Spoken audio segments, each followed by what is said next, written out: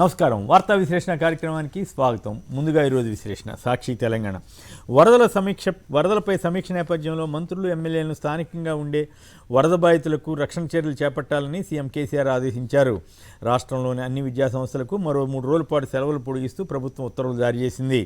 సాక్షి ఆంధ్రప్రదేశ్ గ్రామీణ ప్రజలకు సొంత ఊర్లోనే మెరుగైన వైద్యం అందించే ఫ్యామిలీ డాక్టర్ కాన్సెప్ట్ను దశలవారీగా అందుబాటులో తేవాలని ముఖ్యమంత్రి జగన్ అధికారులను ఆదేశించారు. నవరత్నాలతో సుస్థిరాభివృద్ధి లక్ష్యాల సాధనకు ఆంధ్రప్రదేశ్ ప్రభుత్వం తీసుకున్న చర్యలు అద్భుతంగా ఉన్నాయని నీతి ఆయోగ్ ప్రశంసించింది. ఈనాడు తెలంగాణ ఈ నెల 14-15 తేదీల్లో జరగాల్సిన తెలంగాణ ఎంసెట్ అగ్రికల్చరల్ విభాగం పరీక్షలు వాయిదా వేస్తున్నట్లు ఉన్నత విద్యామండలి ప్రకటించింది. రాష్ట్రంలో యుద్ధ ప్రాతిపదికన వరద సహాయ చర్యలు చేపట్టాలని టీపీసీసీ అధ్యక్షుడు రేవంత్ రెడ్డి డిమాండ్ చేశారు. బీజేపీని ఎదుర్కోలేక కేసీఆర్ కాంగ్రెస్ గ్రాఫ్ పెంచుతున్నారని బీజేపీ అధ్యక్షుడు బండి సంజయ్ ఆరోపించారు. ఈనాడు ఆంధ్రప్రదేశ్ రాష్ట్రంలో కురుస్తున్న భారీ వర్షాలకు రోడ్లు అధ్వాన్నంగా తయారయ్యంటూ రోజు రాస్తున్నట్లుగానే ఈరోజు కూడా మళ్ళీ రోడ్ల మీదే రాయటానికి ఈ పత్రిక ప్రాధాన్యం ఇచ్చింది. ప్రతిరోజు జగన్ ప్రభుత్వానికి ఈ పత్రిక ఏదో రకంగా వ్యతిరేక కథనాలు ఇస్తున్న సంగతి తెలిసిందే. ఆరోగ్యశ్రీలో కొత్త చికిత్సలను ఆగస్టు 1వ తేదీ నాటికి చేర్చాలని అధికారులను సీఎం జగన్ ఆదేశించారు. ధవళేశ్వరం వద్ద గోదావరి ఉగ్రరూపం దాల్చింది. నమస్తే తెలంగాణ కులమత సంఖ్యలలో చిక్కుకుంటే దేశం పురోగమించదని, ప్రజాస్వామ్య పరిరక్షణకే సీఎం కేసీఆర్ మాట్లాడుతున్నారని ఐటీ శాఖ మంత్రి కేటీఆర్ అన్నారు. భారీ వర్షాల నేపథ్యంలో రాష్ట్ర వ్యాప్తంగా 2222 గ్రామాల్లో మిషన్ భగీరథ నుంచి నీటి సరఫరాకు ఆటంకం కలిగిందని పంచాయతీరాజ్ శాఖ మంత్రి ఎర్రబెల్లి దయాకర్ రావు చెప్పారు. వార్త సీఎం కేసీఆర్ మొద్దు నిద్ర వేడి వర్షాలతో అల్లాడుతున్న ప్రజలను ఆదుకోవాలని బీజేపీ అధ్యక్షుడు బండి సంజయ్ డిమాండ్ చేశారు. యుద్ధ ప్రాతిపదికన వరద సహాయ చర్యలు చేపట్టడంతో పాటు నష్టపోయిన ప్రతి రైతును ఆదుకోవాలని సీఎల్పీ నేత భట్టి విక్రమార్క కేంద్ర రాష్ట్రాలను ప్రభుత్వాలను కోరారు. సూర్య ఆరోగ్యశ్రీ ద్వారా అందించే చికిత్సల జాబితాను పెంచాలని సీఎం జగన్ వైద్య శాఖ అధికారులను ఆదేశించారు. నవ తెలంగాణ నిరుద్యోగంపై నవంబర్ 3వ తేదీన పార్లమెంట్ మార్చి నిర్వహిస్తున్న డీవైఎఫ్ఐ జాతీయ అధ్యక్షుడు ఏ రహీం చెప్పారు. గౌడ సంఘాలు సామాజిక బాధ్యతగా తీసుకుని ప్రభుత్వ స్థలాల్లో ఈత, తాటి, గిరక మొక్కలను నాటాలని ఎక్సైజ్ శాఖ మంత్రి శ్రీనివాస్ గౌడ్ పిలుపునిచ్చారు. మన తెలంగాణ ఇప్పటికిప్పుడు ఎన్నికలు జరిగితే రాష్ట్రంలో మరోసారి టీఆర్ఎస్ విజయం సాధిస్తుందని రాజకీయ సర్వేలు నిర్వహించే ఆరా సంస్థ అధినేత మస్తాన్ చెప్పినట్టుగా కథనాన్నిచ్చారు. ఆంధ్రప్రభ 100 ఏళ్లలో ఎన్నడూ లేనంత వర్షపాతం నమోదైనప్పటికీ కనురెప్పపాటు అంతరాయం లేకుండా విద్యుత్ సరఫరా జరుగుతుందని విద్యుత్ శాఖ మంత్రి జగదీష్ రెడ్డి చెప్పారు. వెలుగు 18 ఏళ్లు నిండిన అందరికీ రేపటి నుంచి ఉచితంగా కరోనా బూస్టర్ డోసు ఇవ్వాలని కేంద్ర ప్రభుత్వం నిర్ణయించింది. ప్రజాపక్షం భారీ వర్షాల నేపథ్యంలో నిరాశ్రులైన ప్రతి ఒక్కరికి రాష్ట్ర ప్రభుత్వం అండగా ఉంటుందని మంత్రి కొప్పుల ఈశ్వర్ తెలిపారు. డక్కన్ క్రానికల్ శ్రీలంకలో మళ్లీ అల్లర్లు చెలరేగడంతో మరోసారి ఎమర్జెన్సీ కర్ఫ్యూ విధించారు. దేశ అధ్యక్షుడు గొట్టబయ రాజపక్స మాల్దీవులకు పరారు కావడంతో తాత్కాలిక అధ్యక్షుడిగా ప్రధాని విక్రమసింఘేని నియమించారు. హిందూ లింగ సమానత్వంలో భారత్కు 135వ ర్యాంకు వచ్చింది. హిజాబ్పై వచ్చే వారం నుంచి సుప్రీంకోర్టులో విచారణ జరుగుతుందని సీజేఐ జస్టిస్ ఎన్వి రమణ తెలిపారు. టైమ్స్ ఆఫ్ ఇండియా రాష్ట్రపతి ఎన్నికల్లో ఓటు వేయనున్న ఎంపీలు, ఎమ్మెల్యేల్లో 43% మందిపై క్రిమినల్ కేసులున్నాయంటూ స్టోరీ ఇచ్చారు. మాజీ ఉపరాష్ట్రపతి హమీద్ అన్సారీపై బీజేపీ చేసిన తీవ్ర ఆరోపణలను కాంగ్రెస్ ఖండించింది. అన్సారీ కూడా తనది మచ్చలేని పనితీరని పేర్కొన్నారు. హన్స్ ఇండియా 18 నుంచి 60 ఏళ్లలోపు వారికి కోవిడ్-19 బూస్టర్ డోసును ఉచితంగా పంపిణీ చేయనున్నట్లు కేంద్రం ప్రకటించింది. ఢిల్లీ ఎయిర్పోర్ట్లో ప్యారిస్ నుంచి వచ్చిన ఒక భారతీయ జంట నుంచి 45 తుపాకులు స్వాధీనం చేసుకున్నారు. ఇండియన్ ఎక్స్ప్రెస్ ఈ నెల 15 నుంచి కోవిడ్-19 బూస్టర్ డోసు పంపిణీ చేస్తున్నట్లు కేంద్రం తెలిపింది. భారత్ సంతతికి చెందిన రిషి సునాక్ బ్రిటన్ ప్రధాని రేసులో ముందంజలో ఉన్నారు. తెలంగాణ టుడే దేశవ్యాప్తంగా వర్షాలు బీభత్సం సృష్టిస్తున్నాయి. పలు రాష్ట్రాల్లో వరదలతో కొండ చర్యలు విరిగిపడుతున్నాయి. కడెం ప్రాజెక్టుకు వరద ఉధృతి ప్రమాదకర స్థాయికి చేరింది. ఇవి ప్రధానంగా పత్రికలో వచ్చిన వార్తా విశేషిక. అతిథుల పరిచయం శ్రీ మస్తాన్ వరి గారు, ఆరా సంస్థ సర్వే సంస్థ అధినేత. ఇలాగే నిన్న సంచలనాత్మకమైన సర్వేని ఆయన తీసుకొచ్చారు. మరి అందులో టీఆర్ఎస్కు లీడ్ ఉన్నప్పటికి కూడా కొంత గ్రాఫ్ తగ్గిన విషయాన్ని బయట చెబుతున్నారు. అదే సమయంలో బీజేపీకి అనూహ్యమైన రీతిలో పెరిగిన గ్రాఫ్ గురించి ఆయన సర్వేలు వెల్లడవటం, కాంగ్రెస్ పార్టీకి కొంత తగ్గటం ఆసక్తి కలిగించింది. నిజంగానే అట్లా ఉందా, ఏమిటి అసలు వాస్తవ పరిస్థితి ఏమిటో ఈ చర్చలో ఆయనతో మాట్లాడదాం. ఇక క్రిషాంక్ గారు టీఆర్ఎస్ ఎండీసీ అంటే mineral development corporation chairman, Prakash Reddy గారు భారతీయ జనతా పార్టీ రాష్ట్ర కార్యదర్శి, శ్రీ కిరణ్ యాదవ్ గారు కాంగ్రెస్ పార్టీ అధికార ప్రతినిధి. వీరంతా చర్చలో పాల్గొంటారు. ముందుగా మస్తాన్ గారు చెప్పండి, ఏమిటి అసలు మీ సర్వేకున్న విశిష్టత ఏమిటి, అలాగే విశ్వసనీయత ఏమిటి, ఎట్లా మీరు ఈ రకమైన సర్వే ఏడాదిన్నర ముందు ఇవ్వడం ద్వారా రాజకీయ పార్టీల్లో కొత్త చర్చకు కొత్త సమస్యలకి దారితీసే విధంగా మీరు మీ సర్వే ఉందా? అంటే విశ్వసనీయత గురించి మీరే ప్రస్తావించాలి, ఎందుకంటే మీరు కూడా సుమారు దశాబ్ద కాలంగా మా సర్వే రిపోర్ట్లు చూస్తూ ఉన్నారు కాబట్టి ఇక పద్దాకులు నేను ఎక్కడ ప్రస్తావించింది మీరు ప్రస్తావించాలి. జనరల్గా మీరు బాగానే వస్తున్నాయి, మెజారిటీ సందర్భాల్లో నాకు గుర్తున్నంత వరకు సక్సెస్ అయింది. అంటే ఫెయిల్ అయింది ఏదైనా ఉంటే గుర్తు చేసుకుని చెప్పండి మీరు. ఈ డిబేట్ అయిపోలేపు. చలో, రెండోది సహజంగా ఎప్పుడు కూడా ఇంత అర్లీగా మేము సర్వే రిపోర్ట్లు ఇవ్వడం గత చరిత్రలో జరగలేదు. సుమారు 14 సంవత్సరాల మా ప్రయాణంలో ఎప్పుడు కూడా ఎన్నికల కంటే ముందు ఇవ్వటం ఎప్పుడు జరగలేదు. అయితే గత 3.5 సంవత్సరాలుగా తెలంగాణ సమాజంలో ఇటువంటి ఒక హేతుబద్ధమైన విశ్వసనీయమైనటువంటి ఏ సర్వే సంస్థ కూడా తెలంగాణలో ఇలా ఉంది అలా ఉంది అనేటువంటిది ఏ సర్వే రిపోర్ట్ ఇవ్వలేదు. 2 రోజుల క్రితం గౌరవ పార్లమెంటు సభ్యులు పిసిసి అధ్యక్షులైనటువంటి రేవంత్ రెడ్డి గారు ప్రెస్ని ఉద్దేశించి మాట్లాడుతూ వారు ఆరా సర్వే, ప్రశాంత్ కిషోర్ సర్వేలో ఇలా కాంగ్రెస్ పార్టీ కూడా బాగా పుంజుకుంటూ ఉంది, బీజేపీ ఎక్కడో 8 నుండి 10% ఉంది, టీఆర్ఎస్ పార్టీ తగ్గిపోతూ ఉంది అనేటువంటి విషయాన్ని వారు మా పేరు కోట్ చేస్తూ ప్రస్తావించడం జరిగింది. సరే, వాస్తవంగా అంటే బాగా సుపరిచితులం ఇద్దరు అయినప్పటికీ ఎప్పుడు కూడా ఈ మధ్య వారితో నేను మాట్లాడినట్టు కానీ వారికి సర్వే రిపోర్ట్ చెప్పినట్టు కానీ లేదు. రెండోది, ముఖ్యమంత్రి చంద్రశేఖరరావు గారికి నేను ఏదో రిపోర్ట్ ఇచ్చినట్టుగా వారు చెప్పడం జరిగింది. వాస్తవంగా నేను 2018 వరకు అంటే 2 సాధారణ ఎన్నికలు నేను వారికి పనిచేసిన మాట వాస్తవమే, కానీ ఆ తర్వాత నేను ఎప్పుడు వారితో టచ్లో లేను, వారికి ఏమి నేను సర్వే రిపోర్ట్లు కూడా ఇవ్వడం జరగలేదు. సో సహజంగా ఇటువంటి 2 విషయాలు ప్రస్తావించిన తర్వాత ఒక professionalism, because of we are not politicians, రాజకీయాలు అంటే విమర్శలు ప్రతి విమర్శలు సహజంగానే, యాజ్ ఏ ప్రొఫెషనల్ ఏజెన్సీ మేము వాస్తవాన్ని ప్రజల ముందు మరీ ముఖ్యంగా రాజకీయ నాయకత్వం ముందు పెట్టాల్సినటువంటి అవసరం వస్తుంది.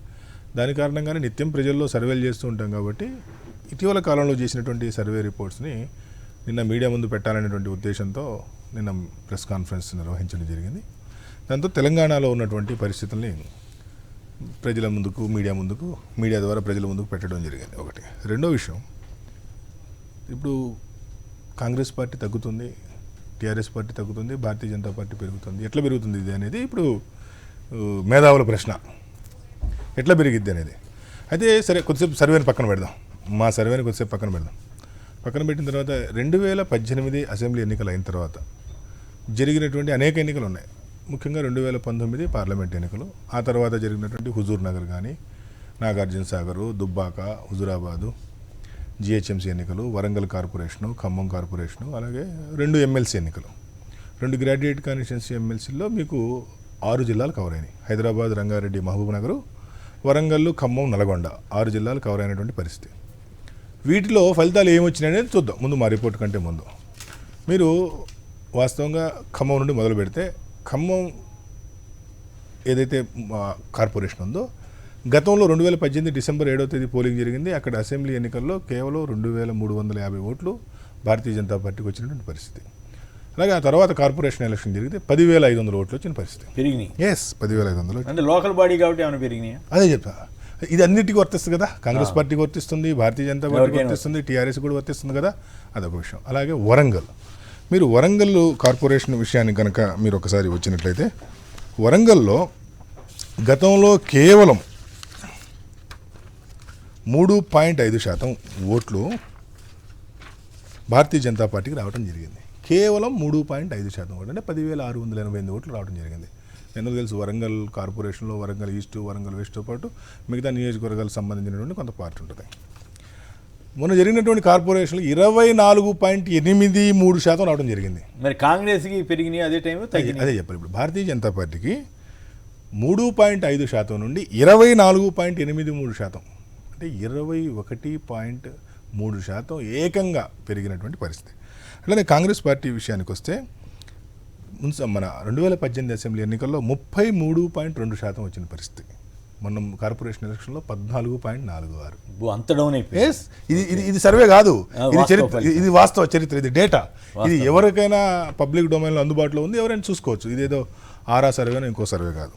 అలాగే ఇంకొక ఎలక్షన్ హుజూరాబాద్ కానివ్వండి, లేదా దుబ్బాక. సరే, హుజూరాబాద్ అనగానే సహజంగా అందరూ మిత్రులు ఏమంటారంటే అది ఈటెల రాజేంద్ర గారి ప్రభావం, ఈటెల రాజేంద్ర గారు బలమైనటువంటి వ్యక్తి. వాస్తవమే.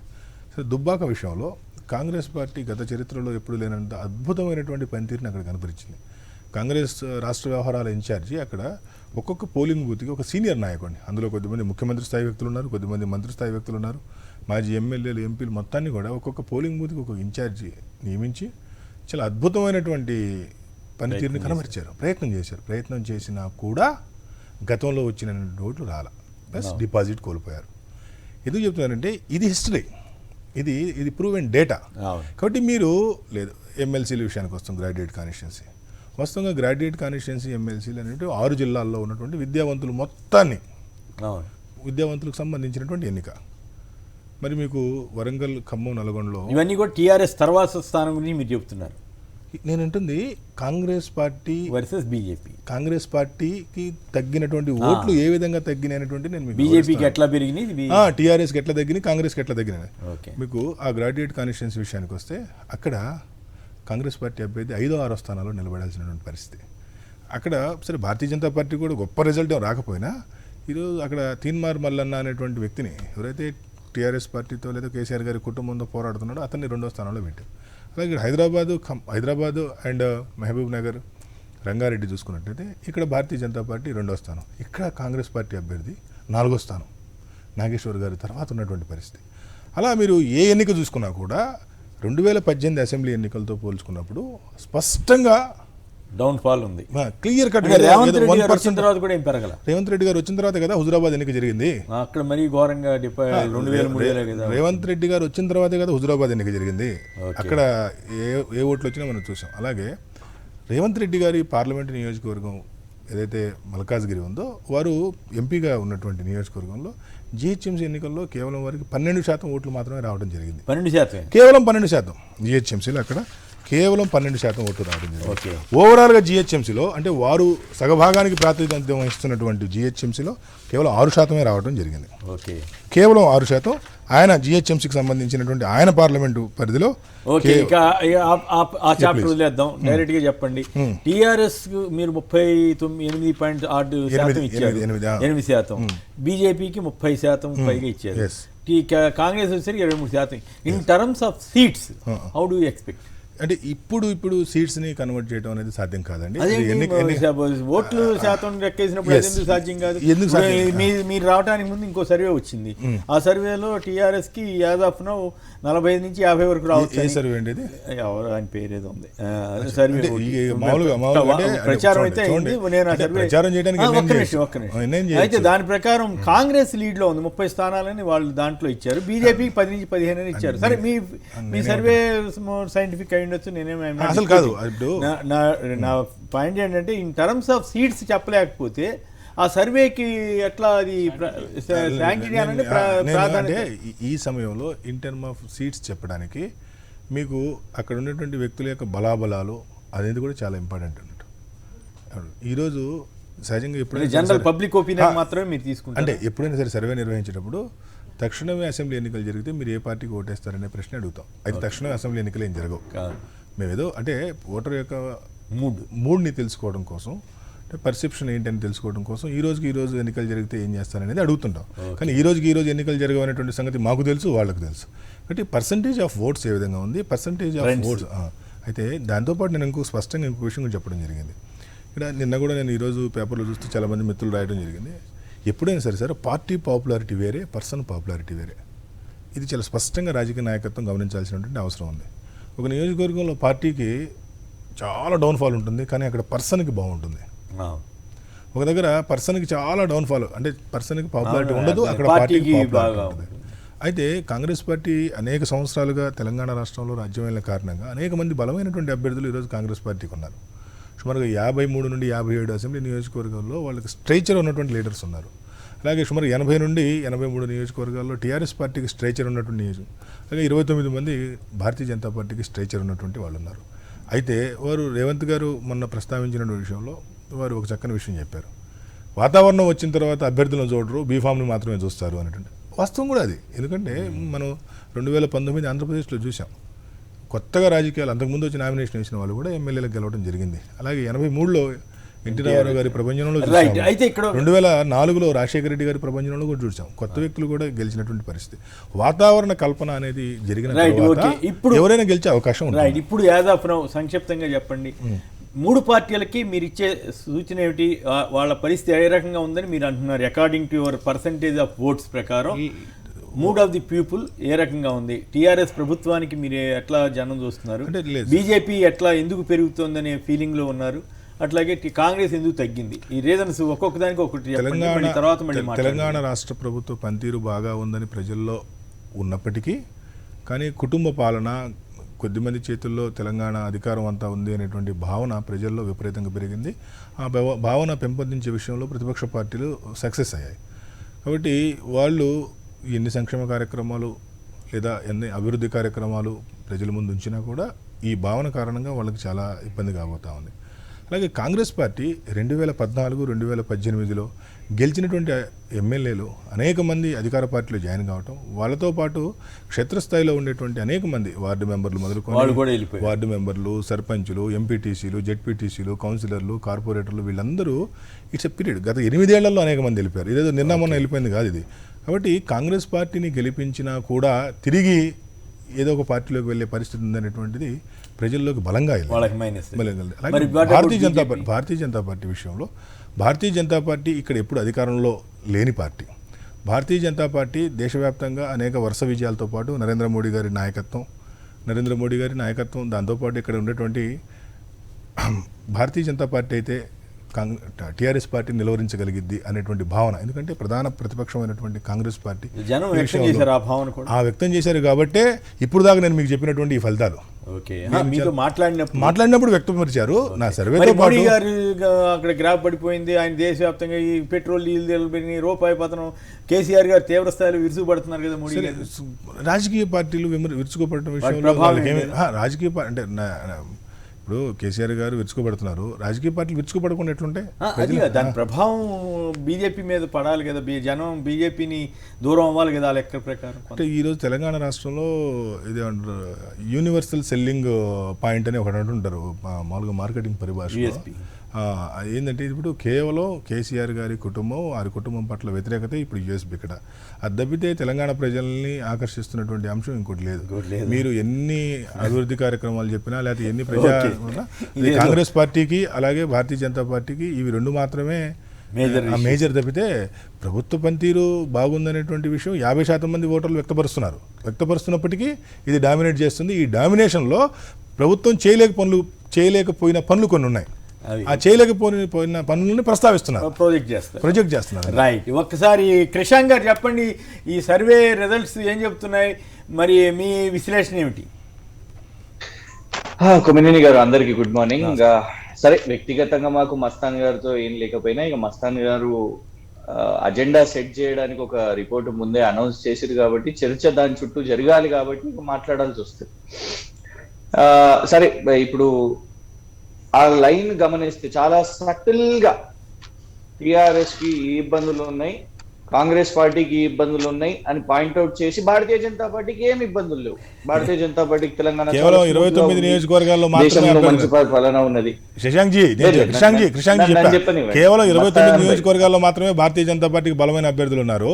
83 నియోజకవర్గాల్లో టీఆర్ఎస్ కి, 57 నియోజకవర్గాల్లో కాంగ్రెస్ కి అనేటువంటి బలమైన విషయం చెప్పాను.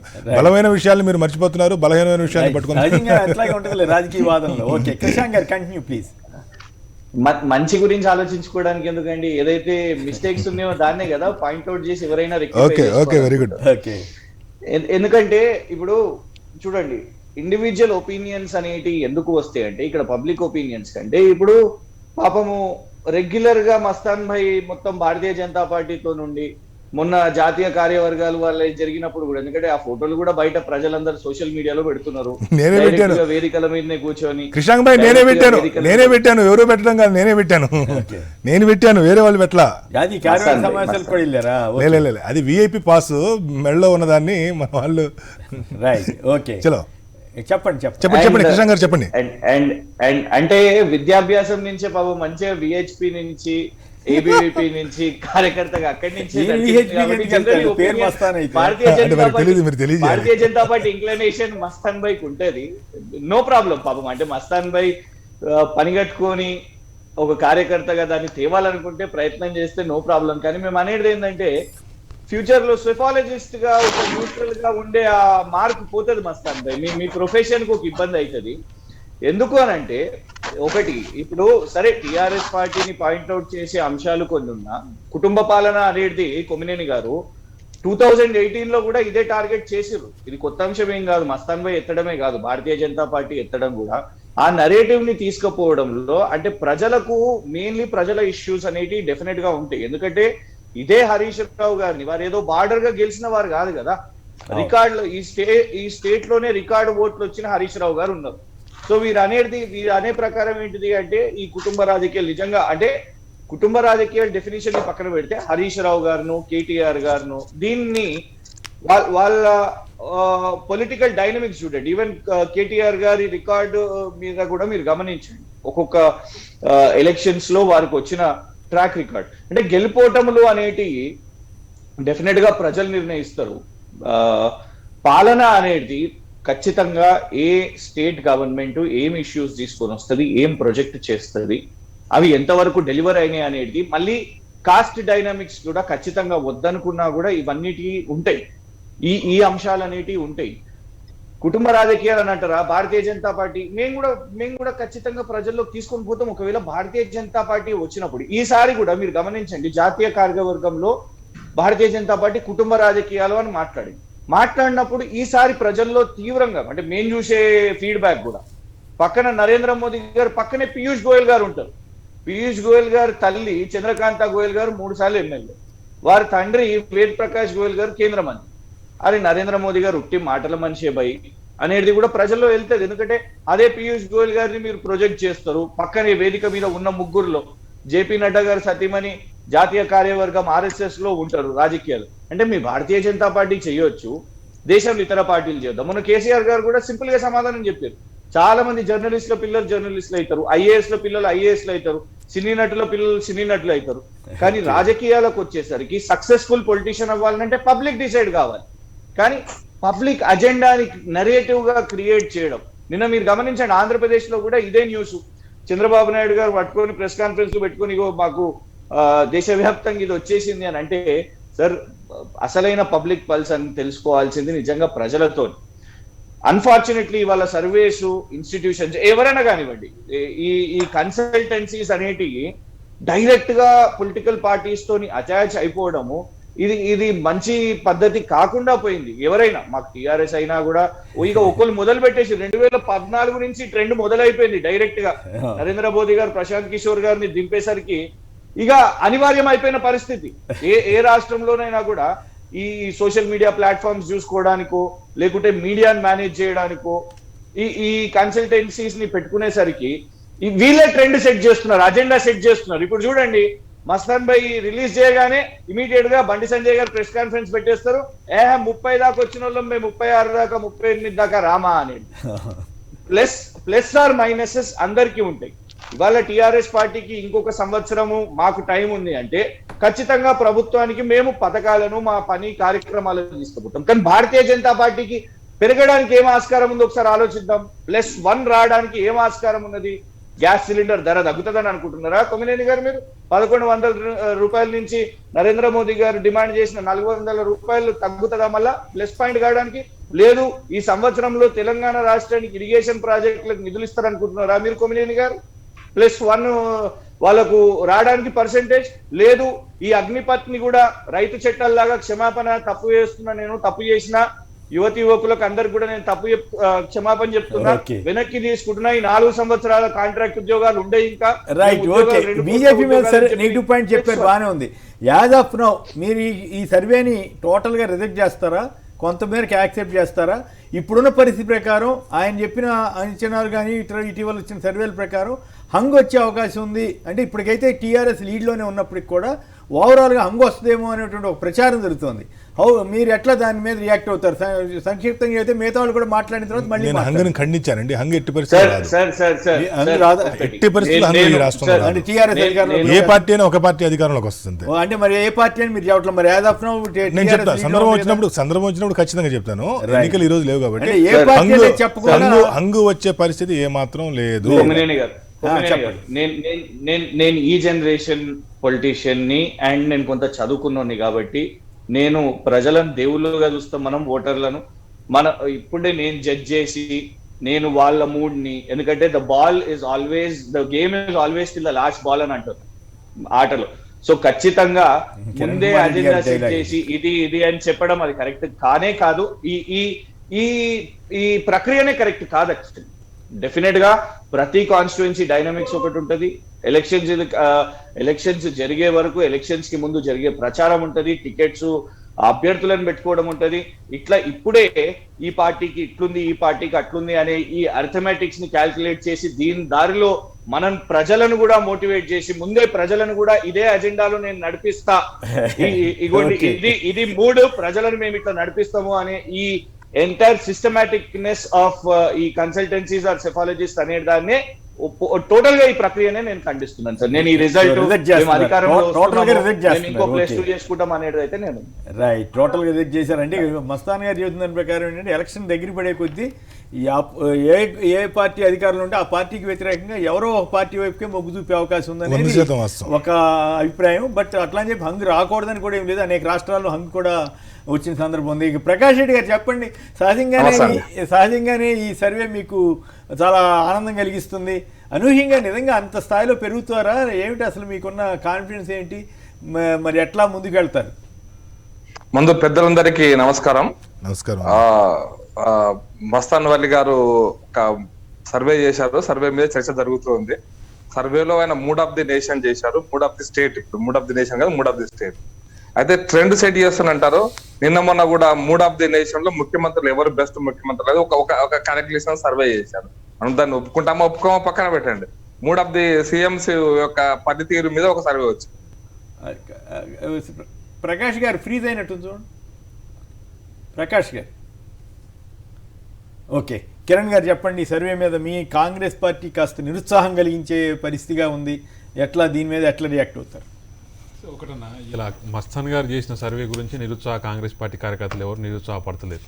ఎందుకంటే మస్తాన్ గారు లాంటి వాళ్ళు 100 మంది ఉంటారు, 100 మంది ఉంటారు. 100 సెఫాలజిస్టులు, మీకు సునీల్ కుమార్ గారు ఎవరు ఉన్నట్టు నేను చెప్తున్నాను, 100 మంది ఉంటారు అంటున్నా సర్వేలు చేసేవాళ్ళు ఇట్లా. ఎందుకంటే ఇప్పుడు నేను కూడా ఒక సర్వేని పెట్టుకొని పెడతాను, నాకు అనుకూలంగా అట్లా కదా. అట్లా కాదు కదా, మీరు నన్ను అడగొచ్చు ఈయన ఎందుకు పెట్టారు మీరు అడగొచ్చు.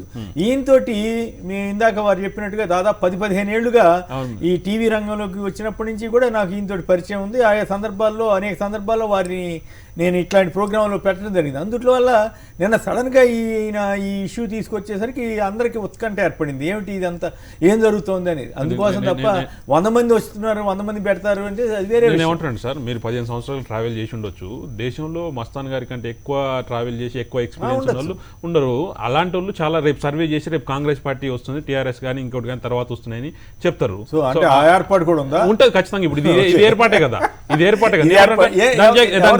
నేను నాకు చెప్తాను సార్, మస్తాన్ గారు అంటే వాళ్ళు బీజేపీ ప్రో ఉన్నోళ్ళు. ఎందుకంటే వాళ్ళు బై బర్త్ నుంచి విద్యార్థి దశ నుంచి కూడా బీజేపీ పార్టీలో పనిచేసి ఏబీవీపీ విహెచ్పీ అక్కడే ఉండి అక్కడ వారికి తెలుసు విహెచ్పీలు ఎందుకు పోయారో ఏం చేశారో వారికి తెలుసు. వాళ్ళు విహెచ్పీ ఆఫీస్ లో ఉండి చదువుకున్నాను వారే చెప్పారు ఒక ఇంటర్వ్యూలో. ఏబీవీపీ మస్తాన్ అనేటోళ్ళు, ఆయన మస్తాన్ అనేటోళ్ళు ఎవరు కాదు, ఇప్పుడు ఆరా మస్తాన్ అంటారు కానీ అప్పట్లో ఏబీవీపీ మస్తాన్ అనేటోళ్ళు. సో బై బర్త్ ఆయన బ్లడ్ లోనే బీజేపీ ఉంది. తర్వాత పార్టీ పోయిన తర్వాత జనరల్ గా ఏంటంటే నేను కాంగ్రెస్ పార్టీ వ్యక్తిని, నేను నా ప్రొఫెషన్ నిమిత్తం పక్కకు పోయినా కానీ ఎప్పటికైనా నాకు బీజేపీ రావాలని బీజేపీ ఉంటుంది మైండ్లో, ఎప్పటికైనా ఆ సిద్ధాంతాలు అవి ఉంటాయి. ఈరోజు సడన్గా ఈయన సర్వే చేసి తీసుకొచ్చి ఇలా బీజేపీ 38% ఎప్పుడు మొత్తం ఇంకా కాంగ్రెస్ పార్టీ కంటే అయిపోయిందంటే జనాలు నవ్వుతున్నారు. ఇది అర్థం లేని సర్వేలని కొట్టిపోయి ఇంతమందికి ఒక నమ్మకం ఉండేది, ఆరా మస్తానంటే ఉండేది. గతంలో మాకు కూడా పరిచయం అయినా కాంగ్రెస్ పార్టీ దగ్గర కూడా వచ్చారు ఉండేది. కానీ ఇప్పుడు ఇది అర్థం లేని సర్వే. మస్తాన్ గారు ఎందుకో దేనికోసమే టిల్ట్ అయిపోయారు, ఇంక ఇది అర్థం లేని సర్వేలని తెలిసిపోయింది. ఎందుకంటే బీజేపీ నేను అడుగుతున్నా, వారు అన్నారు కదా బీజేపీ వరంగల్ వచ్చినాయి, ఆడొచ్చినాయి, హుజురాబాద్లో వచ్చినాయి అంటే ప్రతి ఎలక్షన్కి ఒక డిఫరెంట్ ఎలక్షన్ ఉంది. మీరు దాని గురించి మాట్లాడినప్పుడు సాగర్ గురించి మాట్లాడాలి, హుజూర్ నగర్ గురించి కూడా మాట్లాడాలి. డిపాజిట్లు పోయినప్పుడు వారే అన్నారు బలమైన అభ్యర్థులు లేరని. ఈ రోజులో బీజేపీకి 2 చోట్ల డిపాజిట్లు పోయింది, దాని గురించి కూడా మాట్లాడాలి అంటున్నా. ఇవాళ రఘునందన్ ఈటల రాజేందర్ గారు అది వేరే ఎలక్షన్, దాని గురించి జిహెచ్ఎంసీ గురించి మాట్లాడి వాళ్ళు ఏదో తీసిరు అంటున్నా. వారు మాకు మైనస్ వచ్చింది వాస్తవం, వారి శాతం ఏదో చెప్పారు. నేనేమంటున్నా అంటే ఇలా క్షేత్రస్థాయిలో పార్టీ ఉండి ఒక అభ్యర్థి ఉండి ఇలా టీఆర్ఎస్ పార్టీ ఉంది, ఎమ్మెల్యే ఉండి అధికార పార్టీ ఉండి చేస్తున్న కొద్ది ఇలా వాటి మీద వ్యతిరేకత వస్తుంది అంటే ఇలా బీజేపీ పార్టీకి అభ్యర్థి లేరు, వారు చేసే పనులు లేదు, గతంలో ఎప్పుడు కూడా అధికారంలో ఉండి మేము చేసినా చెప్పడానికి లేదు. అలాంటప్పుడు మీరు ఎట్లా మీకు ఇవాళ జనాలు బీజేపీ ఎవరిని చూసి మీకు బీజేపీకి వస్తాయని చెప్పాలి? ఇవాళ మీరు సూటిగా అడుగుతున్నాం కాంగ్రెస్ పార్టీ వ్యక్తిగా. ఇలా కాంగ్రెస్ పార్టీ ఎవరైతే గతంలో పోటీ చేసిన వాళ్ళు ఇప్పుడున్న వాళ్ళు రేపు రావాల్సిన వాళ్ళు జనాల పట్టుకొని రోజు తిరుగుతూ ఉన్నారు. ఇల్లు తిరుగుతూ ఉన్నారు, ఏదో పంచాయతీలు అది ఇది సేవలు తిరుగుతూ ఉన్నారు. కానీ ఇవాళ కాంగ్రెస్ పార్టీకి లేదట. కానీ ఏ క్యాండిడేట్ లేని బీజేపీ ఊసెత్తని కూడా అక్కడ బీజేపీ ఒక కార్యక్రమం కూడా జరగదా అక్కడ ఆ నియోజకవర్గాల్లో. అక్కడ వీరికి బీజేపీ గురించి చెప్పిరట. మరి జనాలు ఎందుకు చెప్పారు బీజేపీ గురించి అంటే బీజేపీ కేంద్రంలోని బాగా పెడుతుంది, జనాలకు మంచిగా అభివృద్ధి చేస్తుంది, లేదా అందరికి పైసలు ఇస్తుంది, లేకపోతే మొత్తం కాంగ్రెస్ గవర్నమెంట్లో ఉన్న నిత్యావసర సరుకులు ఎవరైతున్నాయో అన్ని తగ్గించి ఇలా తక్కువ ధరకే ఇవాళ బీజేపీ పార్టీ ఇచ్చింది కాబట్టి అమ్మ ఎవడున్నా ఏం లేదు కానీ మాకు బీజేపీకి వేయాలి, ఎవడొచ్చినా ఏం లేదు కానీ మస్తాన్ గారు చెప్పారు సర్వేలు. అంటే నమ్మాలి. టీఆర్ఎస్ అధికారంలోకి టీఆర్ఎస్ ఇప్పుడు నేను టీఆర్ఎస్ అధికారంలోకి వస్తాను ఇప్పుడు ఎవరు చెప్పలేరు. ఇలా మస్తాన్ గారు ఇచ్చిన సర్వే అది తప్పు, అది అర్థం లేదు సర్వే ఉంది కదా మరి దాని ప్రకారం. ఇంకా టీఆర్ఎస్ లీడ్ లో ఉందంటే ఇంకా వాళ్ళు చెప్పేది అదే, ఆయన చెప్పేది అది. ఇప్పుడు టీఆర్ఎస్ వాళ్ళు కూడా ఖండించారు కదా, టీఆర్ఎస్ వాళ్ళు కూడా ఖండించారు కదా. ఖండించకపోతే ఈయన టీఆర్ఎస్ బీజేపీ మనిషే కదా. ఇప్పుడు అధికార పార్టీకి ఖచ్చితంగా అధికార పార్టీకి ఎంతో కొంత ఇవ్వకపోతే ఇక వాళ్ళ తర్వాత ఏ స్టైల్లో ఉంటుందో వారి కథ వారికి కూడా తెలుసు. ఎందుకంటే సర్వేలు చేస్తా వారు అన్నారు ఖచ్చితంగా అన్నట్టే కదా. ఇవాళ మీరెవరు ఇవాళ ఈ రోజుకి ఇప్పటికిప్పుడు అంటే ఎలక్షన్ ఎవరి పేరు చెప్పి ఇవాళ టీఆర్ఎస్ ఎవరికి టికెట్లు ఇస్తే తెలియదు, ఏమో ఎజెండా పెడతా తెలియదు, ఏం మేనిఫెస్టో పెడతా తెలియదు. వీరు ఎట్లా సర్వేలు చేసి ఇప్పుడు టీఆర్ఎస్ ఇప్పటి వరకు ఉన్న ప్రభుత్వ పనితీరు మీద కానీ ఆయా రాజకీయ పార్టీల శైలి మీద కానీ చేస్తారు. ఒక రకంగా టీఆర్ఎస్ సార్ ఇప్పుడున్న అధికారంలో కాబట్టి దానికి మేబీ జనాలు వస్తాయని చెప్పొచ్చు. కానీ ఎందుకంటే ఎప్పుడైనా జనాలు ఎలక్షన్ మూడ్ వచ్చినప్పుడు ఒక 6 months ముందు నుంచి ఎలక్షన్ మూడ్ వస్తుంది, జనాలు బయటకు వెళ్ళి చర్చించుకుంటారు. ఇప్పటి నుంచి ఎవరు చర్చించుకోరు. ఇప్పుడు అధికార పార్టీ గురించి వ్యతిరేకంగా ఎవరు మాట్లాడు, ఎలక్షన్ ముందు మాట్లాడతారు. సరే టీఆర్ఎస్ కి ఇచ్చినంటే అధికార పార్టీకి ఇచ్చినంటే మేబీ దాన్ని ఏమైనా కౌంట్ చేసుకోవచ్చేమో. కానీ ఇలా బీజేపీ లేని బీజేపీని ఇక మస్తాన్ ఖాన్ లాంటి డౌన్ చేయడానికి చేసి ఉంటాడు. ఖచ్చితంగా కాంగ్రెస్ మీద కక్షపూరితంగా చేసిండు. దాంట్లో వాస్తవం అంటే వాస్తవం ఉంది. ఎందుకంటే ఎగ్జాంపుల్ చెప్తున్నా క్షేత్రస్థాయిలో ఎక్కడ కూడా లేని బీజేపీని ఎట్లా మీరు క్షేత్రస్థాయిలో ఉంటే హుజూరాబాద్ లో 2000 ఓట్లు ఏంటి అంత దరిద్రంగా ఎప్పుడన్నా వచ్చింది? 60,000 ఓట్లు వచ్చినటువంటి కాంగ్రెస్ కి 2-3 ఓట్లు ఏంటి సార్? హుజూరాబాద్ లో ఒక ఈటల రాజేందర్ గారు అంటారు తెలంగాణ ఉద్యమంలో పనిచేశారు. ఇలా కేసీఆర్ అనే పెద్ద వ్యక్తిని కొట్టాలంటే ఈటల రాజేందర్ని గెలిపాలని ఒకే ఉద్దేశంతో ప్రజలందరూ ఆయనకి. అంటే మీ పార్టీ వాళ్ళంతా వెళ్ళిపోయినట్టే కదా. అప్పుడు మా పార్టీ అభ్యర్థి గతంలో పోటీ చేసిన అభ్యర్థి కూడా టీఆర్ఎస్ లోకి పోవడం, తర్వాత ఓట్లని డిస్టర్బ్ కావడం, మేము అక్కడ కాస్త అభ్యర్థిని లేట్ చేయడం, రకరకాల ఫ్యాక్టర్స్ తోటి మేము అక్కడ ఓడిపోవడం జరిగింది. ఆ ఎలక్షన్ జాగ్రత్తలు తీసుకుంటారు, ఖచ్చితంగా జాగ్రత్తలు తీసుకుంటాం. దాని తర్వాత ఖచ్చితంగా జాగ్రత్తలు తీసుకుంటాం. ఈటల రాజేందర్ గారిది అండ్ దుబ్బాక రఘునందన్ గారిది డిఫరెంట్ ఎలక్షన్. దాన్ని బేస్ చేసుకొని మీరు బీజేపీ గెలుస్తుంటే ఓకే సరే, ఇలా ఆ 2 కాన్స్టిట్యున్సీలో బీజేపీ గెలుస్తుందంటే దానికి ఒప్పుకోవచ్చు, అది నిజమైన సర్వే అనుకోవచ్చు. కానీ తెలంగాణ మొత్తం ఇవాళ బీజేపీ గెలుస్తుంది, బీజేపీ ఎక్కువ ఉందంటే దాన్ని ఎట్లా ఒప్పుకుంటారు చెప్పాలి. ఎక్కువ ఉందన్నారు తప్ప బీజేపీ ఎక్కువ ఉందన్నారు. కాంగ్రెస్ పార్టీ కంటే బీజేపీ ఎక్కువ దాన్ని ఎట్లా నమ్మాలని అడుగుతాను. ఎందుకంటే బీజేపీ పార్టీకి ఇలా మీరు క్యాండిడేట్లు కూడా దోలాడుకోవాలి. రేపు ఎలక్షన్ జరిగితే మీరు వెతుక్కోవాలి క్యాండిడేట్ ని ఓటు పెట్టాలని. మరి మా నల్గొండ జిల్లాలో 12 కాన్స్టిట్యున్సీలు ఉన్నాయి. 12 కాన్స్టిట్యున్సీలు ఏ ఒక్క దగ్గర కూడా అభ్యర్థి పార్టీ కార్యక్రమం ఇచ్చిన లెక్క ప్రకారం ఖమ్మం, వరంగల్, నల్గొండ వీటిలో టీఆర్ఎస్ వర్సెస్ కాంగ్రెస్ అని ఇచ్చారు. ఎక్కడ 36% కాంగ్రెస్, 36% కాంగ్రెస్ లీడ్ లో ఏమంటున్నాడు సార్. ఇలా తెలంగాణ మొత్తం మీద కూడా అభ్యర్థులు దొరకని పార్టీ ఏదైతుందంటే బీజేపీ పార్టీ. వాళ్ళు ఎవరిని పెట్టుకుని ఎవరినంటే బీజేపీ పార్టీ బండి సంజయ్ చూసి ఖచ్చితంగా మా దగ్గర లైన్ ఉన్నది ఖైరతాబాద్ అంటున్నా, లైన్ ఉన్నది ఖైరతాబాద్ కి ఎమ్మెల్యే పోటీ చేస్తాం లైన్ ఉన్నది. ఏమంటారు సార్, ఒక లైన్ చెప్తా.